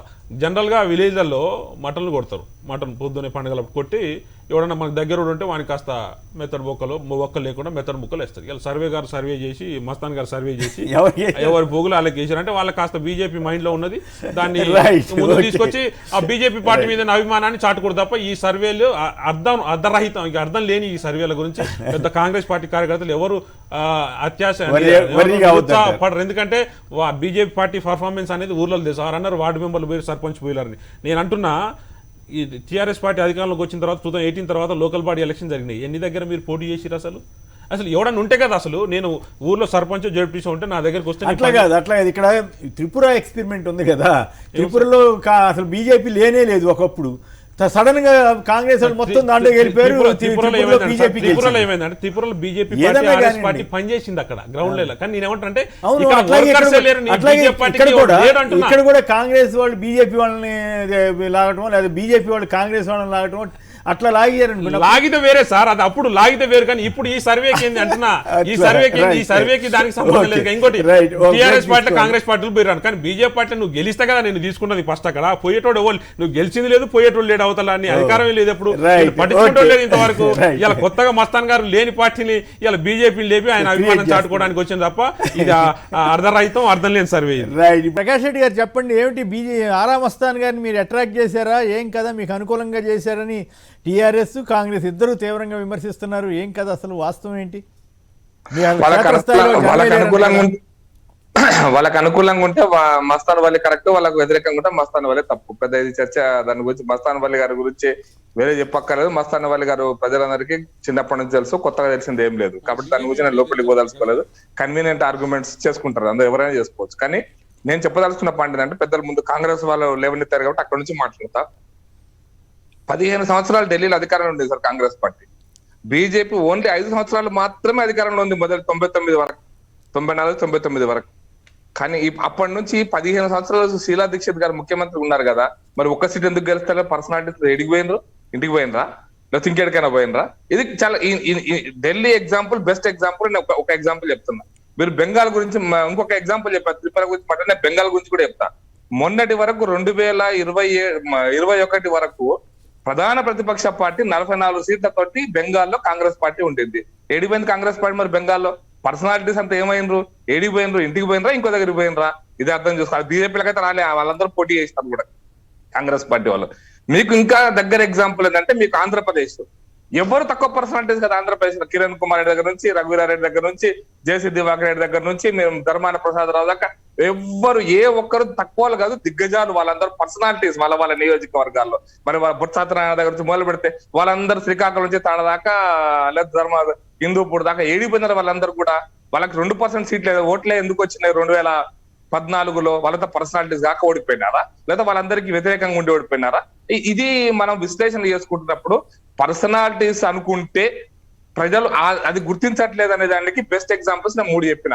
తెలంగాణలో 2014లో, లేదా 2009లో, లేదా 2004లో టిఆర్ఎస్ పార్టీ బలమైనటువంటి పార్టీ. వీళ్ళంతా బలమైన అభ్యర్థులు అని చెప్పి ఈటల రాజేందర్ గారు మొదలు పోటీ చేసినప్పుడు 2004లో బలమైన అభ్యర్థి కాబట్టి ఈటల రాజేందర్ గారు గెలిచారా? అప్పటిదాకా హుజూరాబాద్ కూడా పోలేదు ఈటల రాజేందర్ గారు. కాబట్టి ప్రజలు పార్టీలను చూస్తున్నారు. ఎన్టీ రామారావు గారు పోటీ చేసినప్పుడు కావచ్చు, రాజశేఖర రెడ్డి గారి కాలంలో కావచ్చు, కొత్త వాళ్ళు వచ్చినప్పుడు పర్సనాలిటీ కాకపోయినా సరే, ఎన్టీ రామారావు కాలంలో కొత్త వాళ్ళు వచ్చినారు రాజకీయాల్లోకి. ఎవరు పర్సనాలిటీస్ కాదు, పెద్ద పర్సనాలిటీస్ ఓడిపోయినారు. అంతేందుకు మన జానారెడ్డి గారు పెద్ద కాంగ్రెస్ లో పెద్ద పర్సనాలిటీ, స్టార్ వర్డ్. మన చిన్న పిల్లగాని చేతిలో ఓడిపోయినాడు. నాగార్జున సార్ నియోజకవర్గం వాళ్ళ సొంత ఊరు కూడా కాదు, అభ్యర్థి యొక్క సొంత ఊరు కూడా కాదు. అంటే పర్సనాలిటీస్ కంటే ఎక్కువ పార్టీలను చూస్తున్నారు, పార్టీ యొక్క విలువలను చూస్తున్నారు, పార్టీ యొక్క ప్రభావాన్ని చూస్తున్నారు అనేటువంటిది అనేక సందర్భాలలో కనపడింది. ఈవెన్ ఢిల్లీ ఎలక్షన్స్ కాబట్టి, ఈవెన్ పంజాబ్ ఎలక్షన్స్ కూడా. కాబట్టి నేను అనేది ఏంటంటే, ఇది ఏదో పలానా పర్సనాలిటీ ఉన్నాడు, అభ్యర్థులే లేరు, సర్పంచ్లే లేరు, అసలు ఎంపీ పోటీ చేయడానికి కూర్చోడానికి బూత్ ఏజెంట్ లేనటువంటి బూత్లలో కాంగ్రెస్ పార్టీకి పడ్డ రోజులు కూడా ఉన్నాయి, బీజేపీకి పడ్డ రోజులు ఉన్నాయి, టీడీఆర్ఎస్ కి పడ్డ రోజులు ఉన్నాయి. అసలు ఏజెంటే కూర్చోటాడా, కానీ 100 ఓట్లు పడ్డ రోజులు కూడా, 100 ఓట్లు పడ్డటువంటి సందర్భాలు ఉన్నప్పుడు మన ఆ ఊర్లో మీకు బీజేపీ పడేవాడా, కాంగ్రెస్ పడేవాడా అని మనం అడిగితే లెక్క విశ్లేషణ చేస్తే, బూత్ స్థాయిలో కూడా విశ్లేషణ చేస్తే, ఏజెంట్ కూర్చొని ఊర్లలో కూడా మెజారిటీలో వచ్చినటువంటి టీడీపీ ఉంది, కాంగ్రెస్ ఉంది, గతంలో టీఆర్ఎస్ కూడా ఉంది. కాబట్టి నేను ఆ పద్ధతిలో కనుక క్యాలిక్యులేట్ చేసుకుంటూ పోతే, డిస్కస్ చేసుకుంటూ పోతే, జనరల్ గా ఇటువంటి సెఫాలజీ టైప్ ఆఫ్ సర్వేలకు దాని విశ్లేషణకు అర్థం ఉండదు. అయితే ఇక్కడ పాయింట్ చెప్పండి అట్లా ప్రకాష్ గారు. ఇప్పుడు ఈ సర్వే ప్రకారం కూడా టీఆర్ఎస్ అధికారంలోకి రావడానికి ఎక్కువ అవకాశం కనపడుతుంది కదా. నేను అక్కడికే వస్తున్నాను సార్. సర్వే వారు చేసినటువంటి survey 3 of the people general గా ఏమనుకుంటున్నారు అనేటువంటి సర్వే చేశారు. జనరల్ అనుకుంటున్న విషయాలలో ప్రజల యొక్క అభిప్రాయాన్ని వాళ్ళ కులమానం పెట్టుకొని ప్రధానమైన ఒక 10-20 అంశాలు 30 అంశాల ప్రశ్నావళి తయారు చేసుకుని వాళ్ళు అడుగుతారు. నేను ఒక ప్రశ్నావళి తయారు చేసుకుంటే నాకు ఇంకా భిన్నంగా కూడా రావచ్చు, ఇంకొకరు ఇంకో ప్రశ్నావళి తయారు చేసుకుంటారు. వాళ్ళ యొక్క సఫలాజికల్ గా వాళ్ళకు ఉండేటువంటి స్ట్రెంత్ బట్టి వాళ్ళు ప్రశ్నలు, దానికి సంబంధించిన జవాబులు రాబట్టుకొని దాని మీద వాళ్ళు విశ్లేషణ చేసి మనకు ఒక విశ్లేషణ అందించారు. ఎవరి ఎక్స్పర్టైజ్ వాళ్ళకు ఉంటది. కాబట్టి దాన్ని వాళ్ళను తక్కువ చేయటమా ఎక్కువ చేయటమా ఇష్యూ కాదే కాదు. నెంబర్ 1.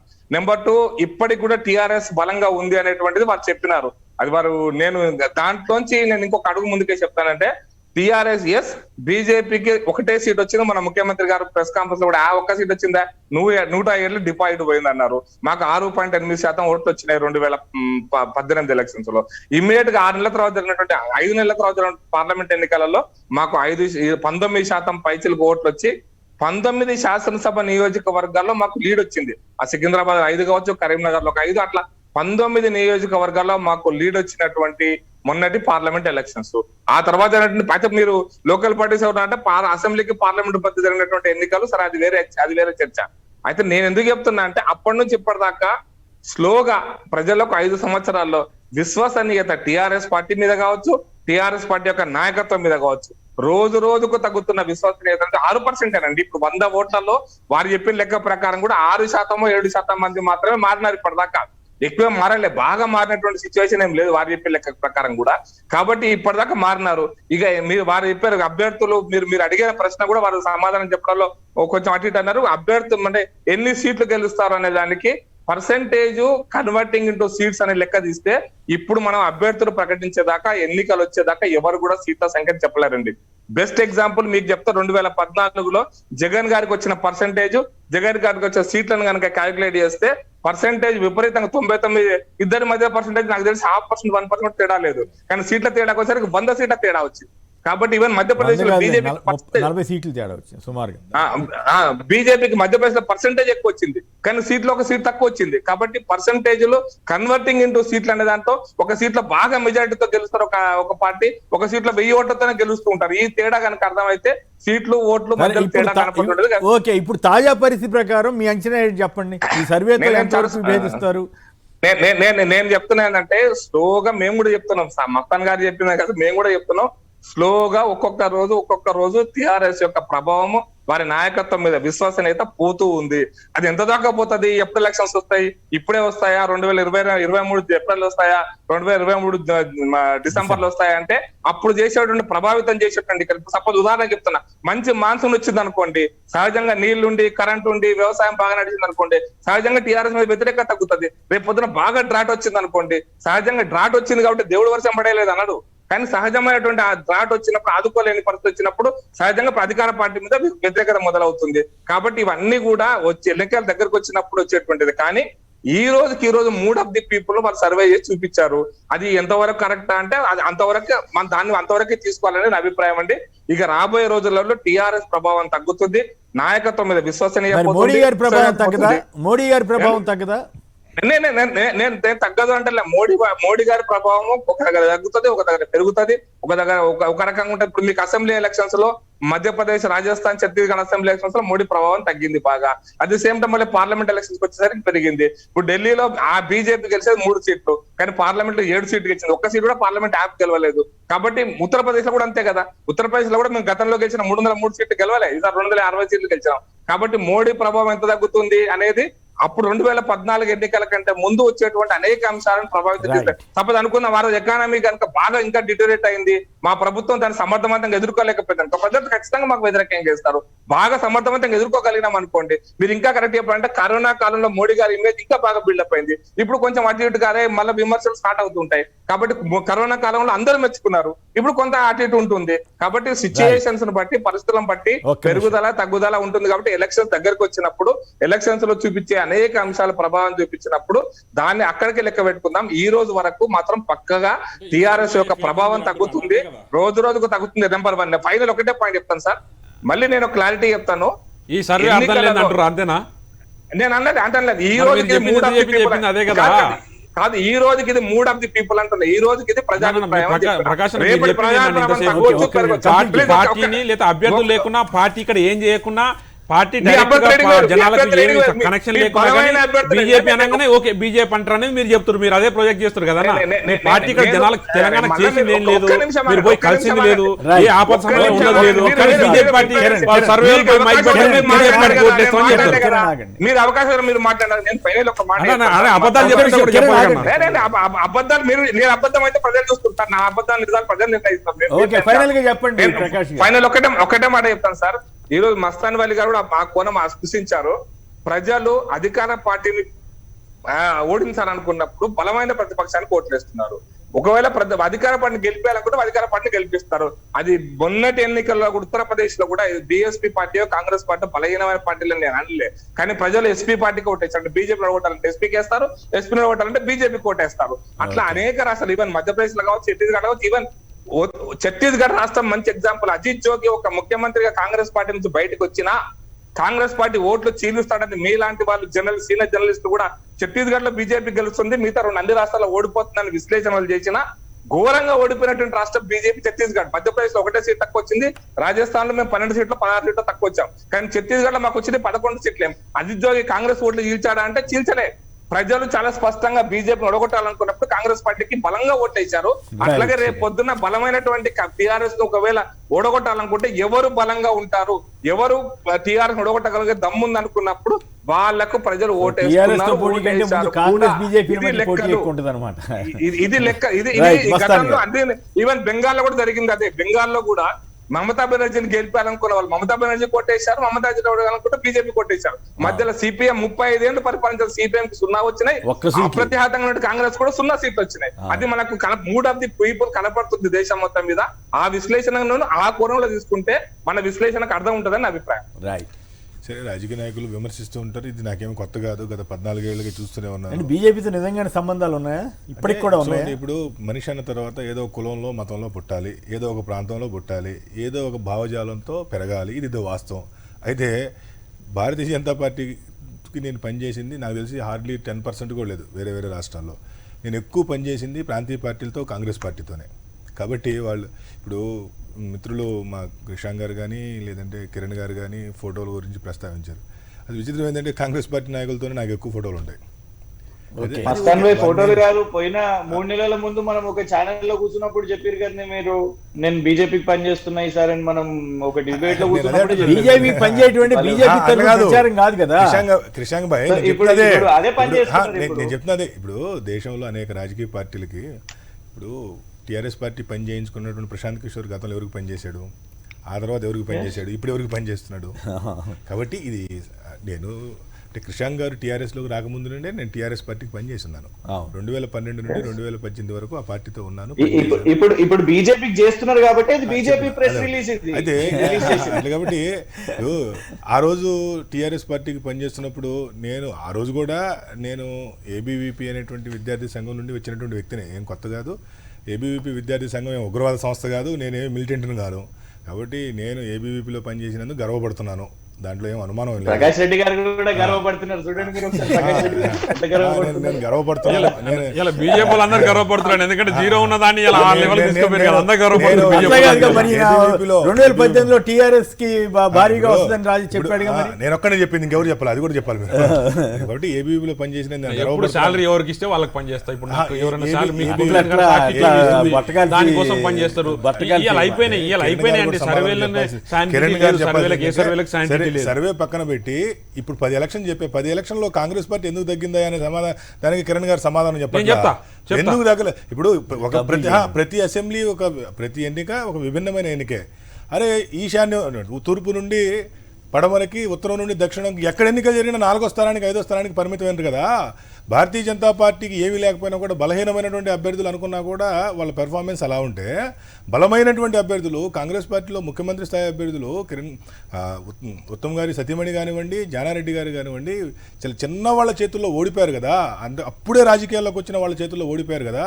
కానీ ఇక్కడికి వచ్చేటప్పటికి భారతీయ జనతా పార్టీలో సరే రఘునందన్ గారు అంతకుముందు 3 సార్లు 4 సార్లు ఓడిపోయిన సంగతిని మీరు ప్రస్తావించట్లా.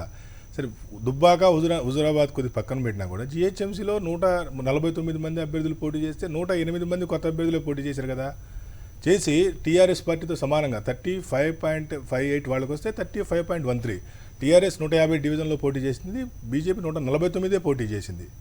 కాబట్టి నేను ఆ సంఖ్యలో 1950 గురించి కూడా కృషాంగ్ గారు 1950 కుటుంబ పాలన గురించి వారు చెప్తూ పాపం వారు వెంటనే అర్థం చేసుకుని వెంటనే ఆగిపోయారు.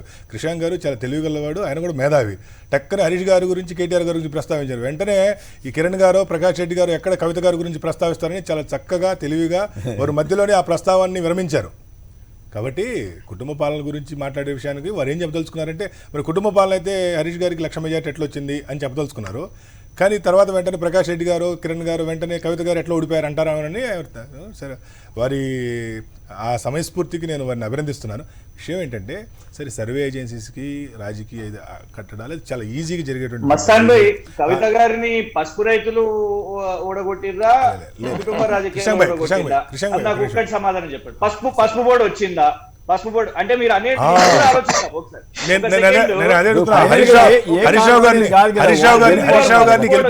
హరీష్ రావు గారిని గెలిపించింది కూడా హరీష్ రావు గారి వ్యక్తిత్వం, ఆయన అందుబాటులో ఉండే హరీష్ రావు గారి విలక్షణమైనటువంటి కృషాంగ్ భాయ్ హరీష్ రావు గారి విలక్షణమైనటువంటి వ్యక్తిత్వం ఏదైతే ఉందో 1000 మంది వచ్చినా కూడా 1000 మందిని అడ్రస్ చేసేటువంటి విధానం అది మాత్రమే ఆయన్ని 1,00,000 మెజార్టీ తీసుకెళ్తుంది. హరీష్ గారి మీద 1000 మంది వచ్చిందో లేదో తెలియదు కానీ కవిత గారి మీద 400 నామినేషన్స్ పడ్డాయి వాస్తవమే. హరీష్ రావు గారి విలక్షణమైన వ్యక్తిత్వం పేపర్ అరవింద్ గారు రాసిన కృష్ణ గారికి అర్థం కాల, కృష్ణ గారికి నా మాట అర్థం కాల, కృష్ణ భాయ్ నా పాయింట్ అర్థం కాల. హరీష్ రావు గారి విజిటర్స్ 1000 మంది వచ్చినా కూడా 1000 మందిని అడ్రస్ చేసి పంపించేటువంటి విలక్షణమైనటువంటి వ్యక్తిత్వం ఏదైతే ఉందో ఆ వ్యక్తిత్వమే ఆయన్ని నాయకుడికి ఎస్టాబ్లిష్ చేసింది, ఆయనకి 1,00,000 మెజార్టీ తెచ్చింది తప్పితే మీరు అనుకున్నటువంటి అంటే కుటుంబ పాలన అనేటువంటి విషయానికి వచ్చేటప్పటికి ఈరోజు టీఆర్ఎస్కి సంబంధించి కేవలం కొద్దిమంది చేతుల్లో అధికారం ఉంది అనేటువంటి భావాన్ని తెలంగాణ రాష్ట్ర సమితికి సంబంధించినటువంటి నాయకత్వమే ప్రజల్లోకి తీసుకెళ్ళింది. ఎందుకంటే వాళ్ళ ముఖ్యమంత్రి గారు కానీ వాళ్ళ మంత్రులు కానీ ఎవరికి అందుబాటులో ఉంటారు, వాళ్ళ నాయకులకు ముందు అందుబాటులో ఉంటారు, తర్వాత ప్రజలకి. వాళ్ళ నాయకులు ప్రచారం చేసిన కారణంగానే అది ప్రజల్లోకి వెళ్ళిపోయింది. వాళ్ళ నాయకులు ప్రచారం చేసిన కారణంగానే ప్రజల్లోకి వెళ్ళింది. అది బలమైనటువంటి. చలో నేను ఇంకొక ఛానల్ కూడా వెళ్ళాల్సింది కాబట్టి నేను సరే సర్వేల మీద అనేక రకాల అపోహలు ఇవన్నీ సహజంగా.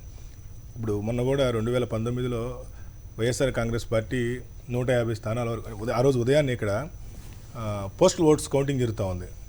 170 అట్లా అంటే నేను ఆ రోజు చెప్పాను సార్ 172 స్థానాలకు పైబడి పోస్టల్ ఓట్స్ వైసీపీకి వస్తాయంటే ఎట్లా వస్తాయండి అని అడిగారు మీరు ఆ రోజు. అంటే వెంటనే తర్వాత 8 గంటలకు స్టార్ట్ కాగా 173 స్థానాల్లో పోస్టల్ ఓట్స్లో వైసీపీ లీడ్లో ఉంది. అయితే మే 19వ తేదీ నేను రిజల్ట్ అనౌన్స్ చేసిన తర్వాత జగన్మోహన్ రెడ్డి గారిని నరేంద్ర మోడీ గారిని కలిపింది ఆరామస్తానే అని, జగన్మోహన్ రెడ్డి గారికి వీళ్ళిద్దరి మధ్య వారధి అని, జగన్మోహన్ రెడ్డి గారు గుర్తించలా, ఇటు నరేంద్ర మోడీ గారు గుర్తించలా, అది వేరే విషయం. ఫోటోలు పెట్టి నేను దానికి ప్రతిగా నేనేదో బీజేపీ ఇవన్నీ సహజంగా వస్తుంటాయి. రేపు ఉదయం ఇంకొక రాష్ట్రంలో ఇంకొక పార్టీకి పనిచేసినప్పుడు కూడా వాళ్ళు కూడా ఇట్లా అంటారు. నేనేం పెద్ద దాని గురించి నేను చేసినటువంటి సర్వే పట్ల నేను నిన్న మీడియా సమావేశంలో కూడా చెప్పింది ఏంటంటే అనేక అపోహలు ఉంటుంటాయి సర్వే అన్న తర్వాత. కాబట్టి మీరెవరైనా ఒక 5 మీడియా మిత్రులు, ప్రెస్ క్లబ్ సూచించినటువంటి ఒక 5 మీడియా మిత్రులు కనుక నా ఆఫీస్కి రాగలిగితే ఈ శాంపిల్స్ ఏమిటి, మిగతా కంపెనీలాగా నా శాంపిల్స్ ఉండవు. నా శాంపిల్స్ శాంటిటీ ఉంటుంది. ఏ ఓటర్ని కలిసాము, ఓటర్ వివరాలు, ఏ పోలింగ్ బూత్లో కలిసాము, లాటిట్యూడ్ లాంగిట్యూడ్తో సహా with audio recordings with geo fencing కూడా ఉంటుంది అన్నట్టు. ఆ పోలింగ్ బూత్కి వెళ్తే ఆ పోలింగ్ బూత్ తప్పితే వేరే దగ్గర శాంపిల్ చేయడానికి యాప్ ఓపెన్ కాదు. ఇంత పర్ఫెక్ట్గా 5 మీడియా మిత్రులు కూడా నాలాగనే ఏదో ఒక భావజాలం ఉన్న వాళ్ళని పంపించమన్నా. ఓ కమ్యూనిస్ట్ని, ఓ నేషనలిస్ట్ని, ఓ సోషలిస్ట్ని, ఇంకేదైనా భావజాలాలు ఉంటే వాళ్ళందరినీ పంపించమని చెప్పి నిన్న మీడియా సమావేశంలో అడిగాను నేను. కాబట్టి బహుశా ఇంత డేరుగా ఈ విధంగా మీడియా ముఖంగా కూర్చొని నేను చేసిన శాంపిల్స్ మీకు చూపిస్తాను దమ్మున్న వాడిని ఈ రాజకీయ పార్టీలో నన్ను చూపించవచ్చు. ఆ విధంగా చూపించినాడు. నేను వాళ్ళందరికీ నేను జేజేలు కొడతాను. నమస్కారం. అయితే ఇక్కడ పాయింట్ చెప్పండి, మీరు అట్లా వెళ్ళిపోతే కుదరదు, ఇంకో 10 నిమిషాలు ఉండాలి. మీరు వేరే వాళ్ళకి ఏమన్నా చేయండి. ఇప్పుడు పాయింట్ ఏంటంటే వాళ్ళు ఏదో కామెంట్ చేసినప్పుడు మీరు సమానం చెప్పాలి. ఒక్క నిమిషం. ఇక్కడ పాయింట్ ఏంటంటే మీరు టీఆర్ఎస్కి కానీ బీజేపీకి కానీ కాంగ్రెస్కి కానీ మీరు ఇచ్చే సూచన సలహానండి అంచనా వాళ్ళకి టీఆర్ఎస్కి వాళ్ళు ఎందుకు ఖండిస్తున్నారు? వాళ్ళు లీడ్లోనే ఉన్నారు కదా. వాళ్ళు ఏమనుకున్నారు, కృష్ణ గారు ఏమనుకున్నారు నేను ఎలా చెప్పగలను? వాళ్ళు ఖండించారు కదా. ఎందుకు ఖండించారు అంటే మీరు పూర్తి మెజార్టీ ఇవ్వలేదనే కోపం. మేబీ అయి ఉండొచ్చు అంతే కదా. మాకు 60% ఓట్లు 100 అసెంబ్లీలు రావాల్సి ఉంటే మస్తాన్ ఇంటి తక్కువ ఇచ్చారని వారు కృష్ణ గారికి ఉండొచ్చు. మరి బీజేపీ వారు హ్యాపీ అయిపోయి బీజేపీ వారు కూడా ఏం హ్యాపీగా లేరు కదా. ఎట్లా మేమే అధికారంలోకి వచ్చేస్తున్నాము మస్తాన్ దాంట్లో అంటే అన్ని కరెక్ట్గా అన్ని చూడటానికి బాగానే ఉంది కానీ ఒక్కసారిగా 23% గ్రాఫ్, అదే 27% గ్రాఫ్ బీజేపీకి పెరుగుద్ది అన్నదే నేను మీకు ఖమ్మం గురించి చెప్పాను, వరంగల్ గురించి చెప్పాను, జిహెచ్ఎంసీ గురించి చెప్పాను. ఇంత అది నేను సర్వే పక్కన పెట్టండి, ప్రూవ్ అండ్ డేటా మీకు చూపిస్తుంటే మీరు నమ్మకపోతే ఎట్లా? ప్రూవ్ అండ్ అదే వాళ్ళే ఎవరైనా సరే జిల్లాలకు తీసుకోవాల్సిందన్న. ఖమ్మం జిల్లా, వరంగల్ జిల్లా 1-2 గెలవంగానే జనరల్ ఎలక్షన్స్ కి డిఫరెంట్. అది వారికి తెలియదని నేను అంటలేను కానీ 13 ఎలక్షన్ దృష్టిలో పెట్టుకొని నేను ఈ ఎలక్షన్ కి ఓట్లు చూపించి మొత్తం కింద 20% పెరుగుతుంది అంటే ఇలా సీనియర్ జర్నలిస్ట్ గా మీరు కాదు కదా, ప్రేక్షకులు సాక్షి టీవీ చూసే ప్రేక్షకులు కూడా ఎవరు నమ్మరు. ఇది హాస్యాస్పదం. ఇది చెప్పమండి, అది చెప్పకుండా మీరు ఇంక ఎన్ని మాట్లాడుతున్నారు? తగ్గిందని చెప్తున్నారు. కాంగ్రెస్ పార్టీకి 10 ఎన్నికలు జరిగితే 10 ఎన్నికల్లో కూడా దారుణాది దారుణంగా 3% నుండి 30% వరకు ఓట్లు తగ్గినాయి. ఎందుకు తగ్గిందో మీరు విశ్లేషించుకోకుండా, ఎందుకు తగ్గిందో మీ కార్యకర్తలకు మీ ఛానల్ అవకాశం వచ్చింది కొమ్మినేని గారి ద్వారా, మీ ఛానల్లో మీ కార్యకర్తలకు చెప్పుకోకుండా మీరు ఎంతసేపటికి సర్వేల్ని విమర్శిస్తే మీకేమొస్తుంది? మీ పార్టీకి గడిచిన 10 ఎన్నికల్లో ఘోరాది ఘోరంగా 3 నుండి 30% ఓట్లు తగ్గినాయి. ఎందుకు తగ్గినాయి? అది గ్రాడ్యుయేట్ ఎమ్మెల్సీ అయినా, లోకల్ బడి అయినా, ఎమ్మెల్యేలైనా, ఎంపీలైనా లేరు. పైసల కోసం కానీ ఇంకేదో బెనిఫిట్ల కోసం కానీ మా కార్యకర్తలు పనిచేస్తలేరు. మీరు పనిచేసినట్టు మా కార్యకర్తలు పనిచేయరు. ఎందుకంటే మీరు ఇచ్చే సర్వే బీజేపీని ఎందుకో లేపడానికి ప్రయత్నం చేస్తున్నట్టు అది ఎవరు నమ్మడు. ఎందుకంటే ఇది ఎవరు లేదు. ప్రకాష్ రెడ్డి గారు చెప్పి ఇలా ఏ పార్టీ పేరు బీజేపీ పార్టీ చెప్పగానే ఓట్లు వేస్తారట. అక్కడ క్యాండిడేట్ వద్దు, వాళ్ళు ఏం చేసిరో వద్దు, వాళ్ళ ఎజెండా ఏ వద్దు, కానీ సర్వే ఈయన మస్తాన్ గారు పోయి అలా మైకులు పెట్టగానే బీజేపీ పార్టీ ఏది పెట్టినా అంటున్నా. కొమ్మినేని గారు ఏమంటారంటే గతంలో ఆంధ్రాలో మీ జగన్ గారు అంటే గతంలో ఏం చేసిర్రు, ఇప్పుడు మేము ఏం చేస్తామని స్పష్టంగా జగన్ రాజశేఖర్ గారు ఏం చేశారు, వాళ్ళ ఆశయాలు కంటిన్యూ చేస్తామని చెప్తే వారికి అది ఇచ్చారు. ఇక్కడ బీజేపీ వాళ్ళు ఏం చేశారని చెప్పి ఇలా కేంద్ర ప్రభుత్వం మొత్తం తెచ్చి జనాల్ని సాగుకొడుతుంది. వచ్చేది సచ్చేది వచ్చింది మస్తన్ గారు చెప్తే దేనికి వచ్చింది అంటే నీ సర్వే శాంతి ఏంది, నీ సర్వే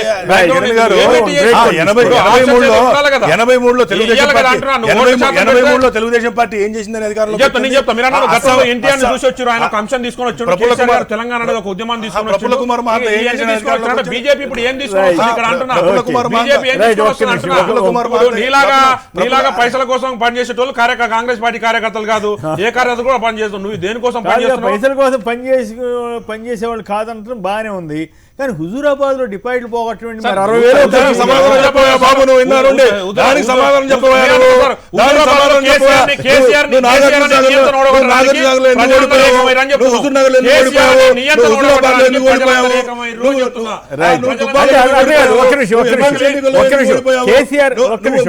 ఎన్నికలు ఎందుకు పోయావు, వరంగల్ ఎందుకు పోయావు, ఖమ్మంలో ఎందుకు పోయావు చెప్పబోయా బాబు అంటే లేనిపోని అర్థం లేని ఆరోపణలు, అసత్య మున్సిపల్ ఎలక్షన్స్ లో ఓడిపోయావు, ఎమ్మెల్సీ ఎన్నికల్లో ఓడిపోయావు, టౌరింగ్ పర్సనాలిటీలు ఓడిపోయారు. అరే నువ్వు అది విమర్శ చేసుకోకుండా సోది ఆరోపణలు చేస్తావు. నువ్వు ఇది చెప్పవా? నీ జానారెడ్డి గారు ఎట్లా ఓడిపోయారు చెప్పు, నీ జానారెడ్డి గారు ఎట్లా ఓడిపోయారు చెప్పు, నీ ఉత్తమ్ కుమార్ రెడ్డి గారు సత్యమని ఎట్లా ఓడిపోయింది చెప్పు, నువ్వు ఎమ్మెల్సీ ఎన్నికలు ఓడిపోయి చెప్పు. బీజేపీకి ఏం లేదని బీజేపీ వాళ్ళు చెప్తున్నారు కదా.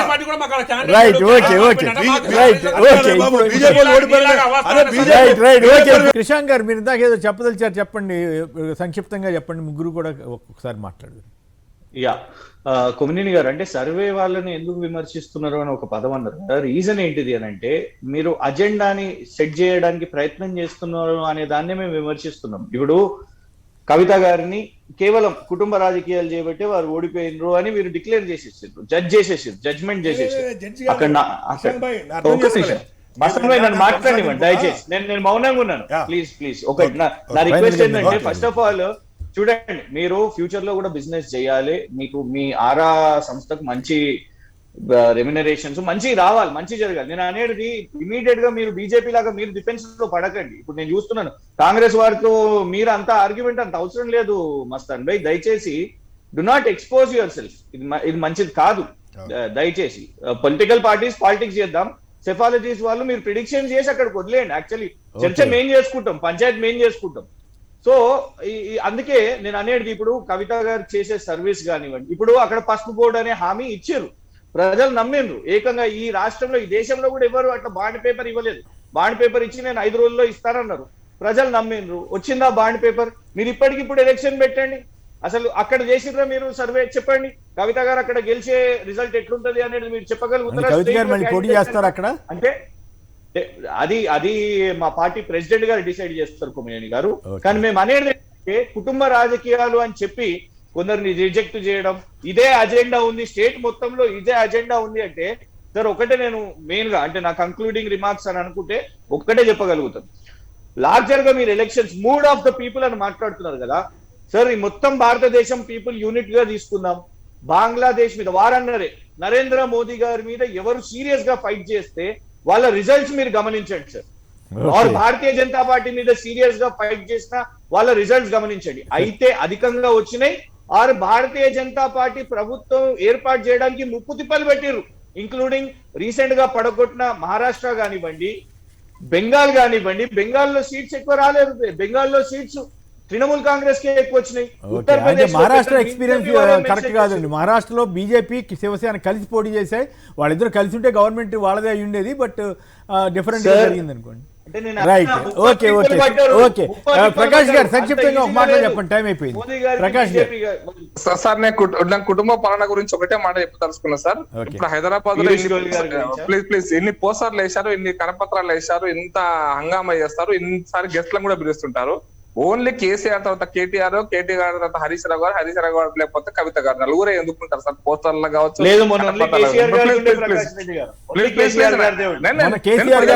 ప్లీజ్ ప్రజలు గమనిస్తున్నారు.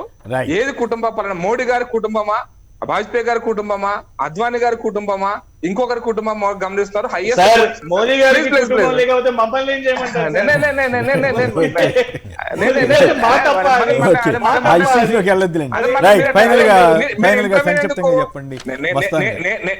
నేను చాలా స్పష్టంగా చెప్పాను కొమ్మినేని గారు, ప్రజలు గమనిస్తున్నారు అన్నాను. ప్రజలు గమనించకపోతే ప్రజలు గమనిస్తారు.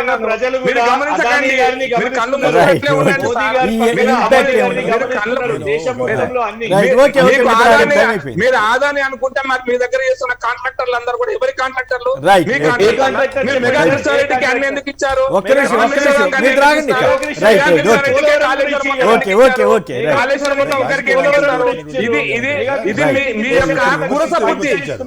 రేపు సర్వే నిజమైన నాడు వీరు దాన్ని ఏమైనా వెనక్కి తీసుకుంటారంటే, ఎందుకంటే నాకు చిన్న అనుభవం, అంటే వాళ్ళకి ఇప్పుడు మీరు దీనివల్ల కొందరికి డ్యామేజ్ అవుద్ది, కొందరికి ప్లస్ అవుద్ది కదా, అది సమస్య. అందుకనే వాళ్ళ పార్టీలకి కొంత డ్యామేజ్ అయిద్దని వాళ్ళు అనుకుంటున్నారు కాబట్టి వాళ్ళు విమర్శించడాన్ని నేను తప్పు పట్టట్లా. ఓకే, నేను ఏమంటే అది నిజమైన నాడు.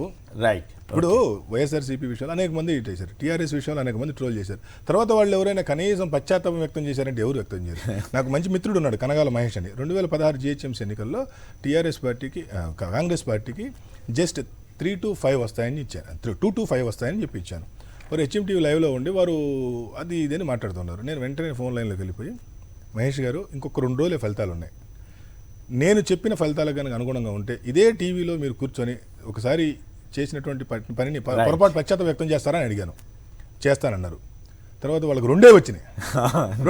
తర్వాత అసలు మళ్ళీ లేదు. అంటే నాకు మంచి ఫ్రెండ్, అది వేరే విషయం. కాబట్టి నేను అనేది ఏంటంటే రాజకీయ కోరేది ఏంటంటే మీరు విమర్శించండి, తప్పులేదు. కానీ మీరు రేపొద్దున సర్వే నిజమైన నాడు, ఇవే ఫలితాలు పునరావృతమైన నాడు, అరే మస్తాన్ గారు ఆ రోజు చెప్పారు ఒక మాట అంటే ఏంటంటే సంతోషం, సమాజంలో కూడా అరే వీళ్ళ పట్ల గౌరవం పెరిగిద్ది, మా పట్ల గౌరవం పెరిగిద్ది. మస్తాన్ వలీ గారు, కృష్ణాంగ్ గారు, ప్రకాష్ రెడ్డి గారు, కిరణ్ యాదవ్ గారు అందరూ కూడా ధన్యవాదాలు. ఇదే నేటి వార్తా విశ్లేషణ కార్యక్రమం. నమస్కారం.